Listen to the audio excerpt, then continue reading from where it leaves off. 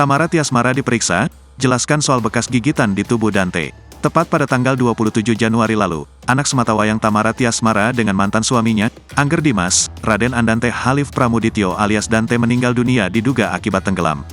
Bersikukuh mengungkap secara gamblang kejanggalan yang terjadi dalam kasus kematian putranya, Tamara Tiasmara pun melaporkan kasus tersebut ke Polda Metro Jaya.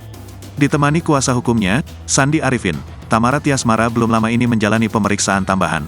Dikutip dari YouTube Was-Was, Kamis, tanggal 8 Februari tahun 2024, Tamara Tiasmara menjelaskan soal bekas gigitan yang ada di jasad anaknya. Mantan istri Angger Dimas itu mengaku mencubit hingga menggigit tubuh Dante saat ia melihat sang putra terbaring di rumah sakit. Upaya itu dilakukan Tamara Tiasmara agar Dante bisa sadar dan merespon dirinya.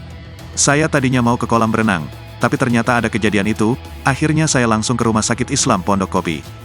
Pas sampai situ Dante udah di IGD, udah tiduran, pas saya sampai badannya udah biru.